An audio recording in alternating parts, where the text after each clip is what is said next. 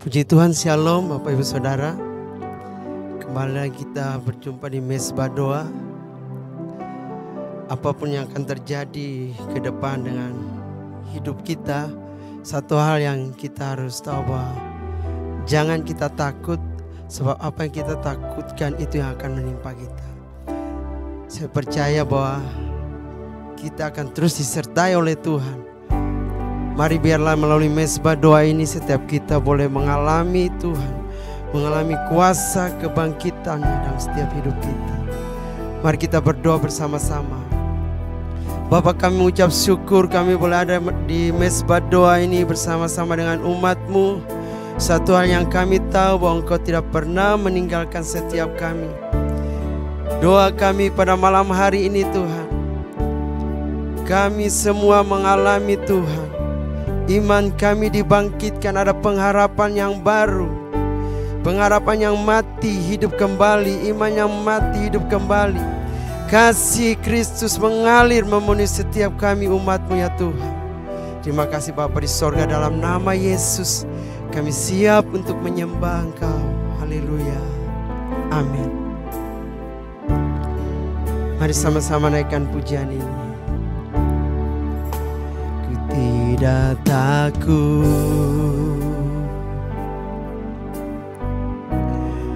sebab Kau besertaku.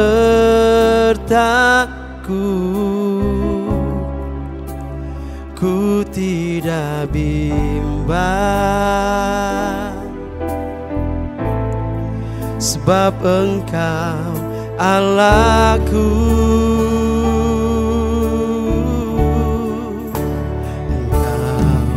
Meneguhkanku, bahkan menolongku.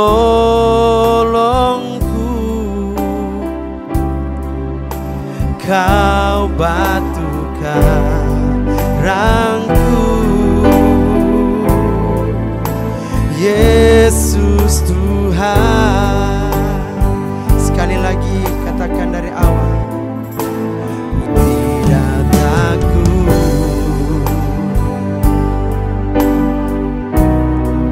Sebab Kau besertaku.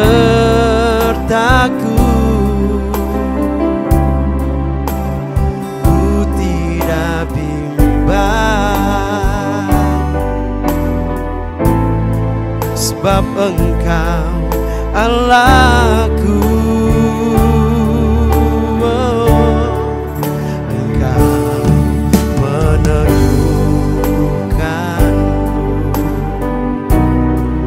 Bahkan menolongku.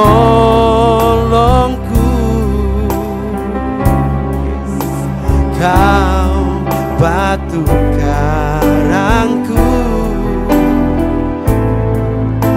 Yesus Tuhan.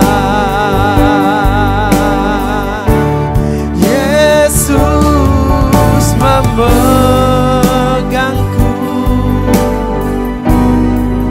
dengan tangan kanan-Mu. Yesus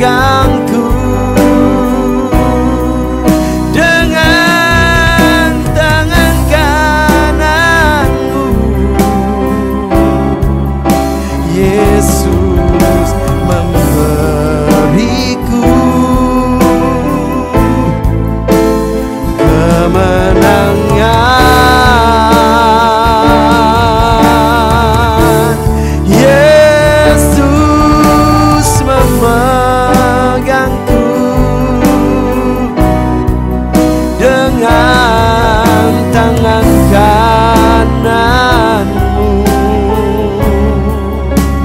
Yesus memberiku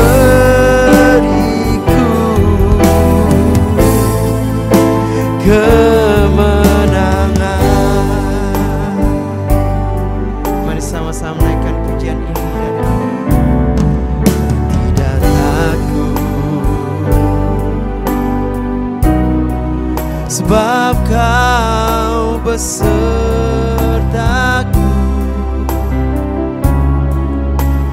Ku tidak bimbang,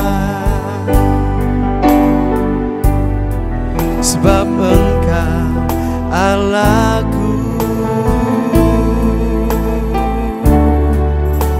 Kau meneguhkanku, bahkan menolongku. Kau batu karangku, Yesus Tuhan.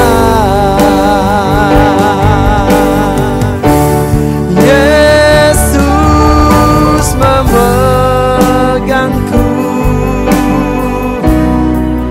dengan tangan kananmu. Amin. Yesus memberiku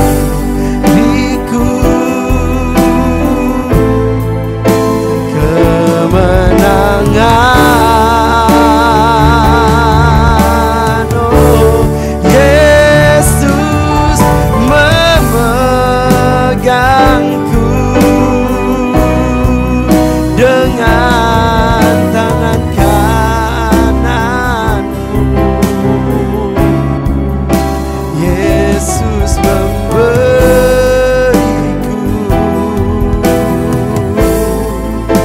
kemenangan.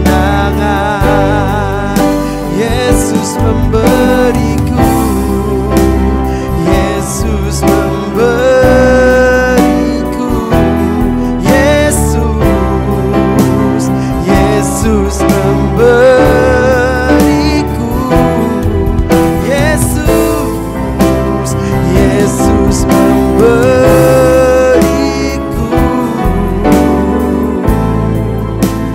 kemenangan.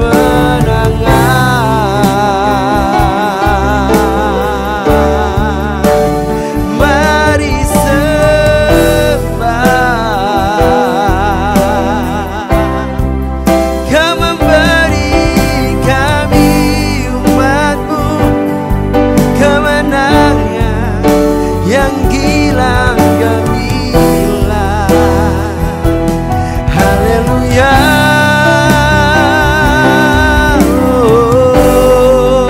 Oh, Yesus, tiada lama sane, tiada lama. Haleluya.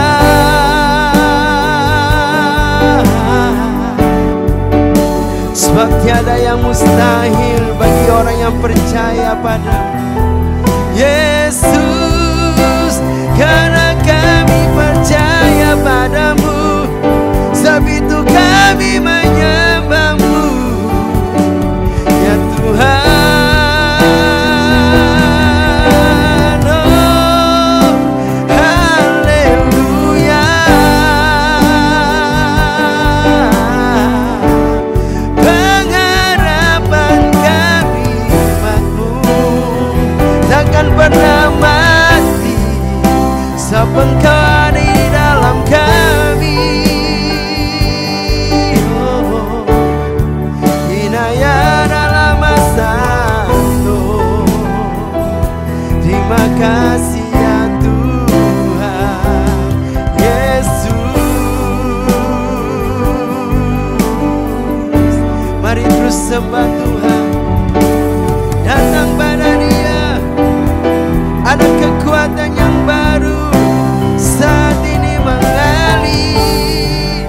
mengalir atas bait-Mu.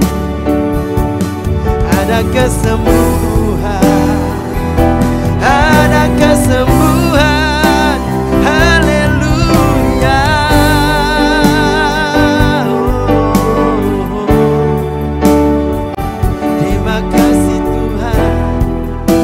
anugerah-Mu buat penyertaan bagi umat-Mu.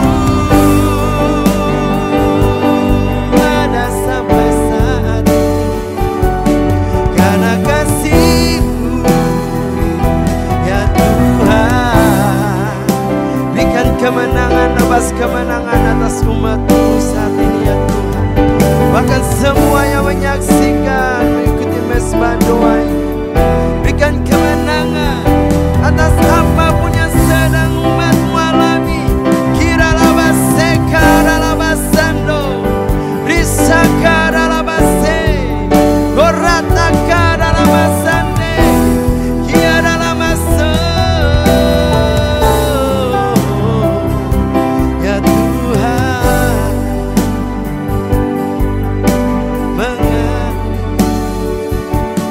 Air kehidupan,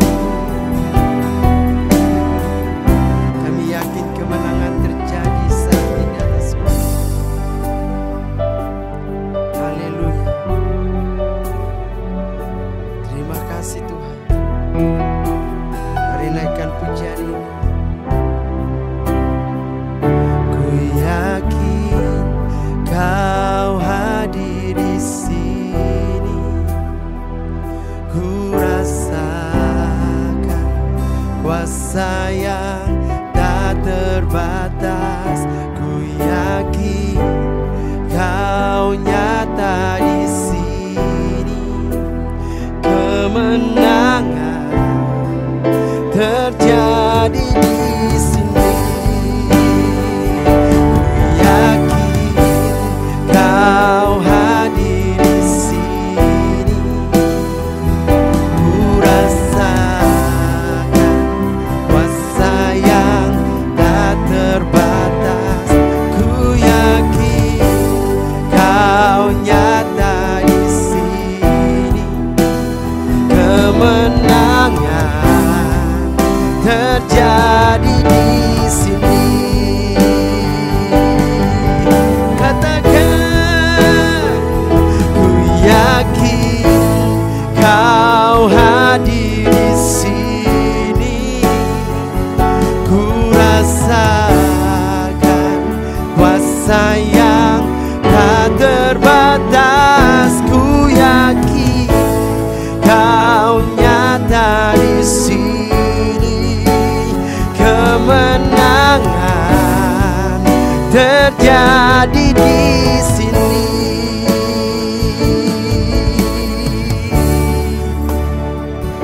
Kau Allah Immanuel, ora masiki aralabasande. Kau Allah yang menyertai.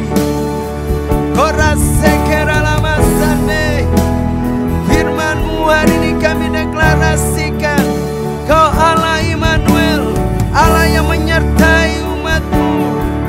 Terjadi saat ini ya Tuhan. Haleluya. Mari katakan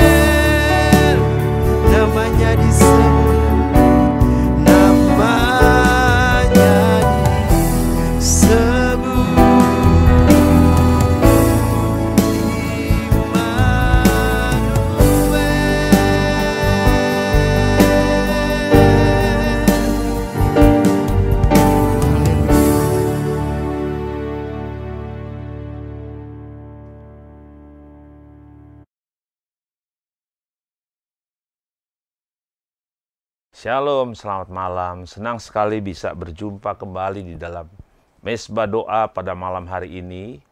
Dan tadi kita sudah memuji dan menyembah Tuhan, dan saya percaya hadirat Tuhan menjamah setiap kita yang boleh mengikuti Mesbah Doa pada malam hari ini. Nah, malam hari ini secara khusus saya mau bicara tentang hikmat Tuhan. Dan saya akan banyak mengambil di dalam kitab Amsal. Nah, terkadang kita bertanya, apa hikmat itu? Atau siapa hikmat itu? Di dalam 1 Korintus pasal yang pertama, di dalam 1 Korintus pasal yang pertama ayat yang ke-23 dan 24 berkata demikian. Tetapi kami memberitakan Kristus yang disalibkan. Untuk orang-orang Yahudi, suatu batu sandungan, dan untuk orang-orang bukan Yahudi, suatu kebodohan. Tetapi untuk mereka yang dipanggil, baik orang Yahudi maupun orang bukan Yahudi, Kristus adalah kekuatan Allah dan hikmat Allah. Jadi kalau kita berbicara tentang hikmat, sebenarnya kita sedang berbicara tentang Tuhan Yesus itu sendiri. Amsal pasal yang ke-25 ayat yang kedua berkata demikian. Kemuliaan Allah ialah merahasiakan segala sesuatu, tetapi kemuliaan raja-raja ialah menyelidiki segala sesuatu. Jadi kemuliaan Tuhan itu merahasiakan. Tuhan punya begitu banyak rahasia, rahasia kesuksesan, rahasia keberhasilan, rahasia hidup yang bahagia, rahasia bisa mengenal Tuhan dengan sungguh-sungguh, dan begitu banyak rahasia yang Tuhan simpan di dalam firman Tuhan. Dan Alkitab berkata, kemuliaan raja. Raja itu berbicara tentang saya dan saudara. Sebagai imamat yang rajani, dikatakan kemuliaan raja-raja ialah menyelidiki rahasia yang dirahasiakan oleh Tuhan sendiri. Dan kalau kita mencari, firman Tuhan berkata, kalau kita mencari maka kita akan mendapat. Kalau kita mengetok, pintu pasti dibukakan. Oleh karena itu, sebagai raja-raja yang mencari, menyelidiki firman itu, kalau kita setia menyelidiki firman, maka kita akan mendapatkan begitu banyak rahasia-rahasia yang Tuhan akan bukakan dalam kehidupan kita. Dan setelah kita mengetahui rahasia itu, bagian kita adalah melakukan apa yang Tuhan sudah bukakan. Terkadang banyak orang yang bermasalah di dalam hal ini. Mereka bagus di dalam mencari, tetapi setelah mereka mendapatkan apa yang Tuhan bukakan rahasia, banyak orang tidak melakukan. Sehingga apa yang mereka dapatkan itu hanya menjadi satu pengetahuan dalam kehidupan mereka, dan tidak menjadi satu kehidupan yang baik dalam kehidupan mereka. Tetapi malam hari ini, kalau kita mendapatkan rahasia yang Tuhan bukakan lewat firman Tuhan, dan kalau kita melakukan itu, maka kehidupan kita akan dibuat Tuhan berhasil dan bahagia. Amsal pasalnya yang ketiga, ayat yang ke-5 hingga ayat yang ke-8 berkata demikian. Percayalah kepada Tuhan dengan segenap hatimu, jangan bersandar kepada pengertianmu sendiri. Tuhan mau supaya kehidupan kita percaya sungguh-sungguh kepada Tuhan. Apalagi kita sebagai gereja Tuhan, sebagai umat-umat Tuhan yang senantiasa mencari akan Tuhan. Tuhan mau supaya kita percaya kepada Tuhan dan jangan bersandar kepada pengertian kita sendiri. Hari-hari ini ada begitu banyak kesulitan yang sedang terjadi dan akan terus terjadi. Tetapi orang yang tidak bersandar kepada pengertiannya sendiri, mereka akan mengalami banyak pertolongan Tuhan. Ayat berikutnya dikatakan, akuilah dia dalam segala lakumu, maka Ia akan meluruskan jalanmu. Janganlah engkau menganggap dirimu sendiri bijak, takutlah akan Tuhan dan jauhilah kejahatan. Ini merupakan hikmat yang Tuhan berikan buat kehidupan kita. Kalau kehidupan kita tidak menganggap diri kita orang yang bijak, kita menjadi orang yang takut akan Tuhan, kita menjauhi segala kejahatan, berusaha untuk semakin berkenan kepada Tuhan.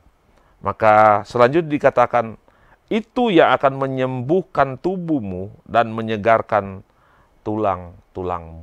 Artinya kalau kita menyelidiki firman Tuhan, kalau kita mentaati firman Tuhan, maka firman Tuhan itu akan menyembuhkan semua sakit penyakit kita, bahkan akan menyegarkan kehidupan kita. Dan hari ini kita akan belajar firman Tuhan yang berbicara tentang hikmat Tuhan, dan saya akan banyak mengambil dalam kitab Amsal, sebab kitab Amsal itu banyak mengajar tentang hikmat.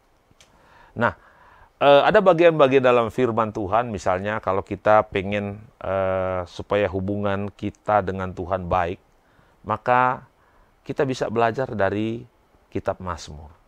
Tetapi untuk bicara tentang hikmat, bicara tentang hubungan kita dengan orang, dengan sesama, maka ada baiknya kita belajar dari kitab Amsal. Nah, apa itu hikmat? Hikmat adalah kemampuan untuk melihat sesuatu secara mendalam, bijaksana, dan benar, lalu mengambil keputusan atau bertindak dengan tepat berdasarkan pengertian tersebut. Dalam konteks orang yang percaya kepada Tuhan, hikmat bukanlah soal kecerdasan intelektual, tetapi tentang memahami kehendak Tuhan dan hidup sesuai kehendaknya. Jadi, kalau kita berjalan, kalau kita hidup, bisa memahami apa yang menjadi kehendak dan rencana Tuhan dalam kehidupan kita, itu adalah hikmat. Atau kalau saya sederhanakan, hikmat adalah hidup takut akan Tuhan. Kalau kita ingin menjadi orang yang berhikmat, maka kita harus hidup takut akan Tuhan. Sebab Alkitab berkata bahwa permulaan hikmat adalah hidup takut akan Tuhan. Nah, malam ini ada beberapa hikmat yang akan kita belajar dari kitab Amsal. Yang pertama, Amsal pasal yang ke-23, ayat yang pertama dan ayat yang kedua. Berkata demikian, bila engkau duduk makan dengan seorang pembesar, perhatikanlah baik-baik apa yang ada di depanmu. Taruhlah pisau pada lehermu bila besar nafsumu. Nah, Tuhan atau firman Tuhan sampai mengatur kalau kita, dikatakan kalau kita duduk makan bersama dengan seorang pembesar, maka taruhlah pisau di leher kita kalau nafsu, kalau besar nafsu kita untuk makanan yang ada di depan kita. Artinya gini, kita jangan hanya fokus kepada makanan yang ada di depan kita, karena makanan itu bisa kapan aja ada. Tetapi untuk bisa duduk makan dengan seorang pembesar, itu adalah kesempatan yang langka. Tidak selalu terjadi. Karena itu kesempatan yang tidak selalu terjadi, maka kita harus bisa memanfaatkan waktu ketika kita bersama dengan seorang pembesar. Tentunya seorang pembesar itu dia mempunyai sesuatu yang berbeda atau yang melebihi orang yang lain sehingga dia bisa menjadi seorang pembesar. Dan kalau kita punya kesempatan untuk bisa duduk dengan seorang pembesar, maka biarlah kita jangan fokus kepada hal-hal yang notabene kita bisa beli. kita bisa beli sendiri, yaitu makanan.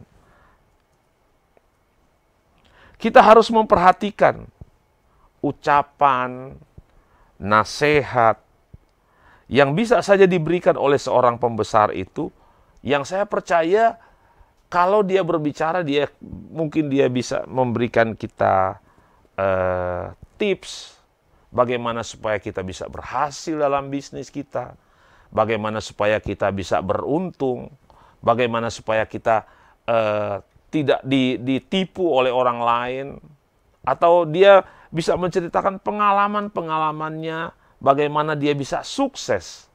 Dan saya percaya itu akan menginspirasi kehidupan kita. Oleh karena itu, kalau kita berada dengan orang-orang yang sukses, yang berhasil, maka kita yang terutama adalah kita harus memperhatikan. Kalau dia memberikan kita nasihat, kita harus dengarkan.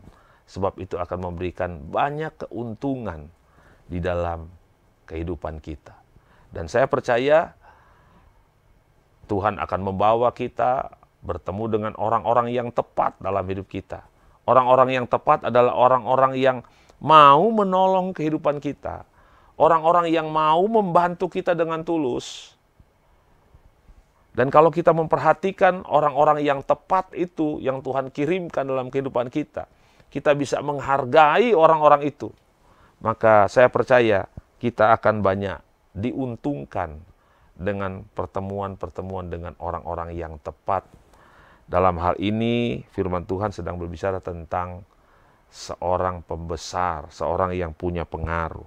Jadi hikmat yang pertama yang bisa kita pelajari pada malam hari ini adalah jangan sampai kita kehilangan kesempatan yang berharga dalam kehidupan kita. Hikmat yang kedua, Amsal pasal yang ke-13 ayat yang ke-20. Siapa bergaul dengan orang bijak menjadi bijak, tetapi siapa berteman dengan orang bebal menjadi malang. Tentu waktu seorang itu mau bergaul dengan orang bijak, tentu dia belum bijak. Dan dia berharap satu hari dia akan menjadi orang yang bijak. Namun ternyata, waktu bergaul dengan orang bijak ternyata tidak mudah, saudara.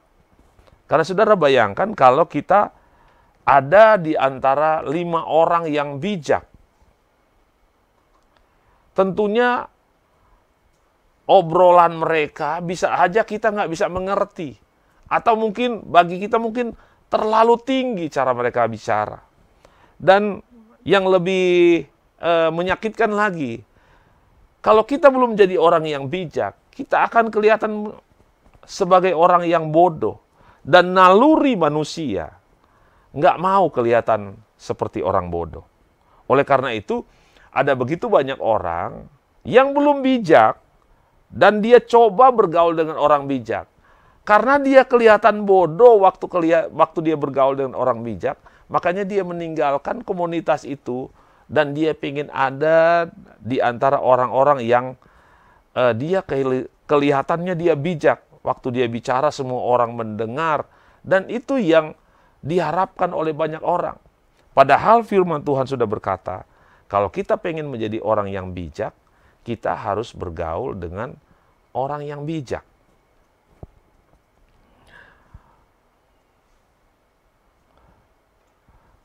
Nah, apa yang kita harus mengingatkan? Kita harus mengingatkan diri kita sendiri. Kita harus berkata begini kepada diri kita sendiri.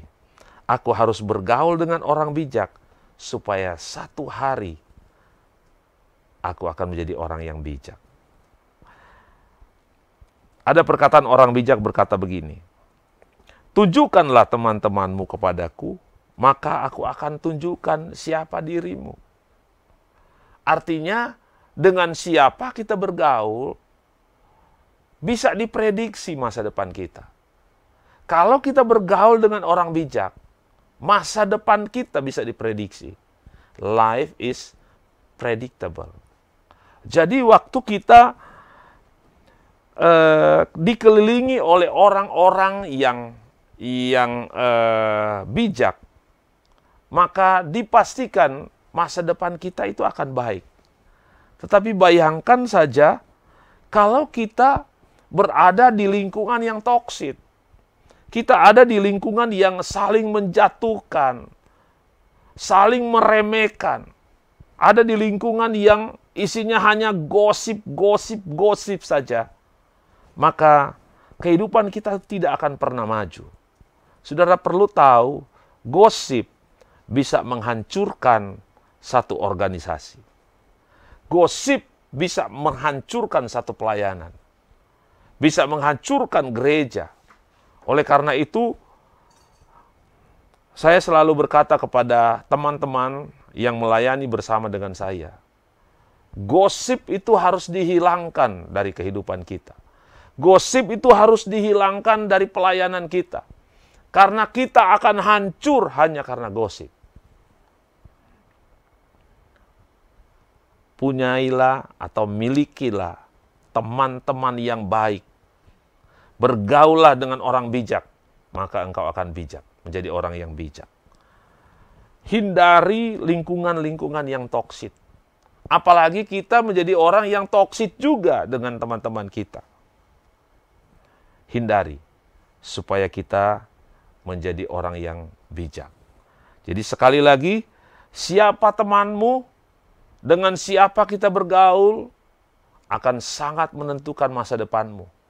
Jadi, kalau kita berdoa, Tuhan, aku pengen masa depan yang baik. Aku pengen masa depan yang penuh pengharapan seperti yang firman Tuhan katakan di dalam Yeremia pasal 29. Pasal yang ke-11 ayat yang ke-29. Aku pengen untuk mendapatkan masa depan yang terbaik. Nah, untuk mendapatkan masa depan yang terbaik, engkau harus memilih dengan siapa engkau bergaul. Maka masa depanmu bisa ditentukan dari sekarang. Katakan amin.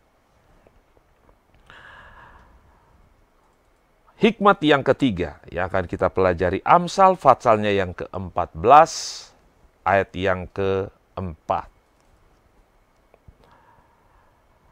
Dikatakan di dalam terjemahan baru bilang begini, kalau tidak ada lembu, juga tidak ada gandum, tetapi dengan kekuatan sapi, banyaklah hasil.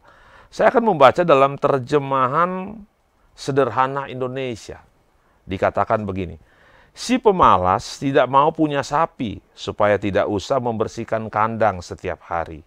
Namun tanpa sapi, hasil panennya pun sedikit. Artinya gini, kalau kita tidak mau kandang kita kotor, maka jangan pelihara sapi. Karena kalau ada sapi, pasti ada kotoran. Dan Alkitab berkata, tanpa sapi, hasil panen pun sedikit. Artinya, kalau kita tidak mau kecewa, kalau kita tidak mau sakit hati, maka jangan bergaul dengan orang.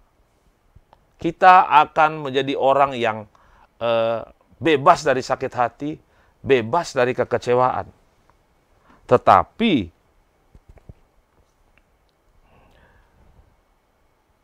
kehidupan kita tidak akan mengalami kemajuan. Sebab kalau kita bergaul dengan orang, pasti ada kekecewaan, pasti ada sakit hati. Sebab Alkitab berkata, besi akan menajamkan besi.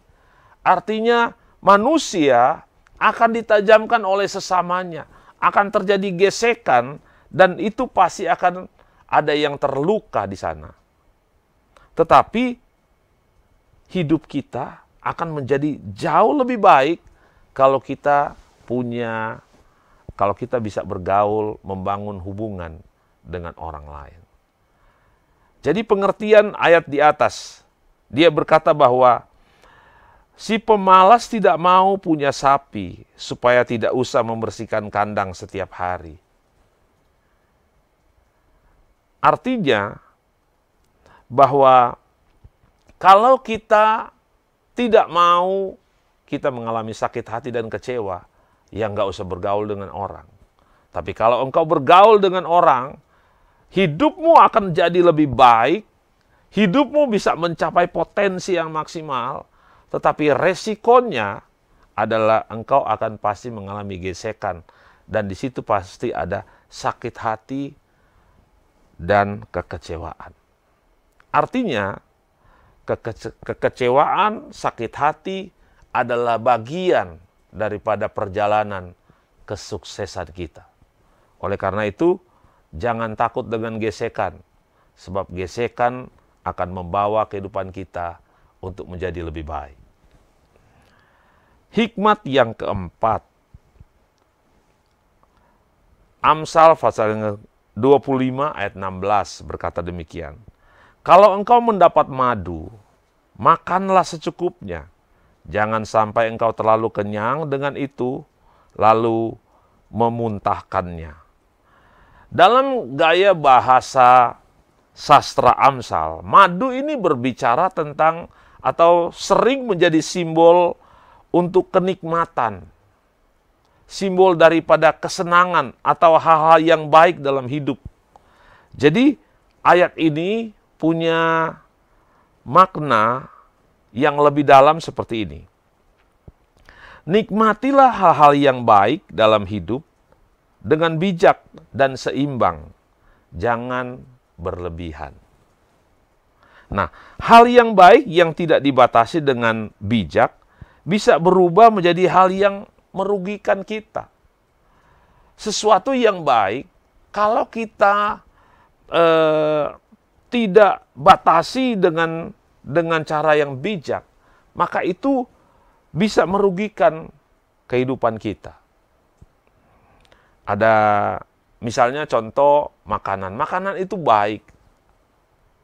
Makanan yang lezat itu bagus buat kita. Tetapi gembala kita suka berkata begini, biasanya makanan yang enak itu tidak sehat. Nah, kalau kita terus mengkonsumsi itu secara berlebihan, maka itu akan mendatangkan kerugian di dalam kehidupan kita. Apalagi yang kita rasa nikmat. Ada orang yang merasa nikmat hari-hari ini adalah menyekrol, apa istilahnya, media sosial. Nah, itu bagi sebagian orang, bagus juga, nikmat. Tetapi karena dia kelamaan tidak mempergunakan waktu dengan bijak, akhirnya dia mulai mengintip kesuksesan orang lain, dan akhirnya dia menjadi iri hati, dia menjadi sakit hati dengan tetangganya, keberhasilan temannya. Bahkan ada terjadi pertengkaran di dalam keluarga, hanya karena dia suka membandingkan keluarga dia dengan keluarga temannya atau tetangganya. Dia banyak melihat, mengintip kehidupan orang yang ada di sosial media. Jadi kenikmatan kadang-kadang itu bisa berubah menjadi sesuatu hal yang buruk. Nah, kadang kita merasa aman. Ini dalam hal yang rohani. Kadang kita merasa aman karena kita tidak melakukan dosa. Padahal kita menikmati hal yang baik secara berlebihan bisa membuat kita lupa sama Tuhan. Oleh karena itu, ada langkah-langkah yang praktis yang bisa kita lakukan pada hari ini. Supaya kehidupan kita tidak menikmati hal-hal yang baik sih, tapi kita bisa kontrol tidak berlebihan. Yang pertama, identifikasi satu hal yang kamu nikmati secara berlebihan. Apa saja? Kita identifikasi, termasuk membuka sosial media. Kita bisa identifikasi apakah kita melakukan secara berlebihan atau tidak. Yang kedua, ambil langkah nyata untuk mengurangi dan mengaturnya. Jadi kontrol itu harus ada dalam diri kita sendiri. Yang ketiga, Gunakan waktu atau energi yang kamu hemat untuk memperkuat hubunganmu dengan Tuhan, dengan keluarga, dengan orang-orang yang engkau cintai. Kalau kita lihat hari-hari ini, orang satu keluarga bisa makan di restoran sambil menunggu pesanannya. Semua ada di situ, tetapi tidak ada satupun yang komunikasi. Semuanya hanya melihat handphone. Memang ada kenikmatan di sana, tetapi Alkitab mengingatkan kita dan mengajar kita hari ini supaya kalau engkau mendapat madu, makanlah secukupnya. Hal-hal yang baik, hal-hal yang kesenangan-kesenangan yang baik dalam hidup kita, boleh kita nikmati, tetapi kita harus bisa mengontrol itu semua dengan bijaksana. Dan saya berdoa, biarlah kebenaran firman Tuhan, hikmat-hikmat yang kita bisa pelajari malam hari ini, bisa membantu saudara, sehingga kita bisa menikmati hari-hari yang baik, yang firman Tuhan, yang Tuhan sediakan di dalam kehidupan kita. Mari kita berdoa. Terima kasih ya Tuhan. Terima kasih buat anugerah dan kesempatan yang Tuhan berikan dalam setiap kehidupan kami. Kalau malam hari ini kami boleh belajar hikmat Tuhan, biarlah Tuhan Engkau meteraikan itu dalam setiap kehidupan kami. Biarlah Tuhan kami menjadi orang-orang yang bijaksana. Dan apa yang Tuhan sudah bukakan dalam kehidupan kami, ajari kami, berikan kami kemampuan untuk melakukannya Tuhan. Untuk kehidupan kami berjalan di dalam hikmat yang Tuhan sudah sediakan dalam kehidupan kami. Aku berdoa, pertemukan umat-umat-Mu dengan orang-orang yang tepat, berada di lingkaran-lingkaran yang tepat dalam kehidupan mereka. Biar tidak ada seseorang pun di antara kami yang gagal, tidak ada seorang pun di antara kami yang jatuh, tetapi setiap kami boleh menggenapi destiny yang Tuhan tetapkan dalam kehidupan kami. Terima kasih Bapa. Kau melihat kebutuhan umat-umat-Mu malam ini. Mereka yang sakit Tuhan sembuhkan. Mereka yang membutuhkan yang kekurangan hikmat, Engkau berikan hikmat.